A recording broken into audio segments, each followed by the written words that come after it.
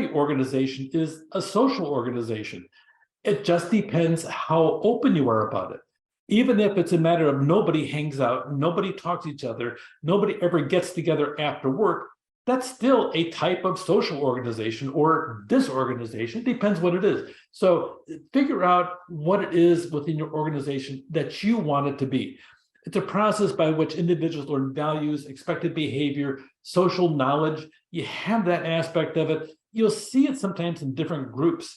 In my world of academia, you have a faculty social organization, you have an administrator one, you have a support staff organization. They're all three different organizations, and we kind of overlap and meet sometimes in the middle, but really there are three distinct types of different socialization that you have. Newcomers, they develop some type of comprehension as to what's going on. What is the role?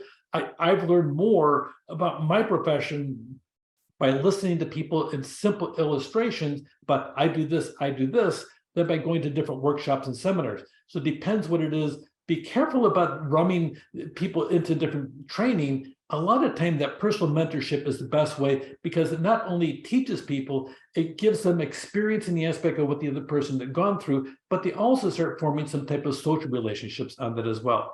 Newcomers will adapt to a new work setting. One of the best things about newcomers is they'll sit down for the first 6 months and say, why do we do it that way? And I have to tell you, those are valuable lessons to learn. Newcomers have a right to sit down and pretend to be naive for the first year. After that, they get it. But in the meantime, seasoned veterans need to stop and listen to them, because they're going to ask them really good questions, because they'll say, well, that looks kind of dumb. I saw this over here, and they're going to bring some fresh knowledge into the organization. This socialization, it's a two-way street.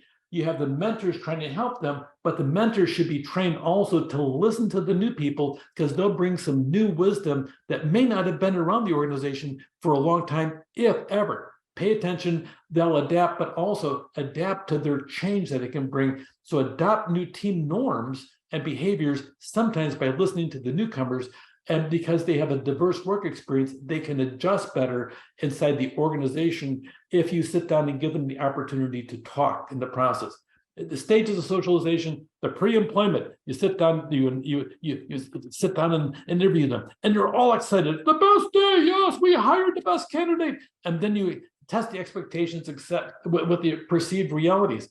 You're hiring somebody and you're going to hear their best foot forward, but listen, they have works too. Okay, so with that, you're going to find out what those were and some of the things you didn't learn in a really glowing interview. I've had a couple bad hires where I've been the chair of the committee and I hired them and everything else, and I look back and say, what was I thinking? Well, they did a darn good interview and they sold themselves fabulously. So when you're in there, you want to strengthen the work relationship, practice new role behaviors. Sometimes you got to reform them into your expectations, but make clear those things. And then also, if you do all this well, if you do the pre-employment socialization, if you encounter them, introduce them around, if you look on the role management with the person, you're going to have some socialization outcomes. You're going to have a higher motivated employee, higher loyalty, satisfaction, lower stress, and lower turnover. And turnover can really cost an awful lot of money to the organization and a lot of frustration. So pay attention to these 4 stages of organizational socialization, because it really is a big deal, because you want to keep the people around, especially your top-notch new hires. So on a realistic job preview, be honest about them. If you expect them to work 6 days a week, you need to tell them 6 days a week. If you want them to work 5 days in the work environment, you need to tell them that.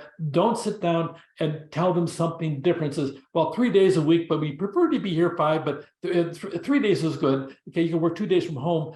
If you really want them there 5, you say, we really want you here 5. If occasionally you need to work from home a couple days, that's fine. But really, be honest with them, be realistic, help estimate the applicants, estimate that they're going to fit in that job and organization. It really is a two-way street. They're interviewing with you, but also you want to make certain that they understand what the job is going to hold for them. Social agents, your supervisors, the coworkers, you need to have role models. Make certain everybody's tolerant of new employees. Make certain if you're a new employee, search out people, learn and listen. interact with new areas, with new people, then I believe that strongly that every organization should appoint a mentor for each new employee with regular meetings with that employee. Treat people, well, like people. Take care.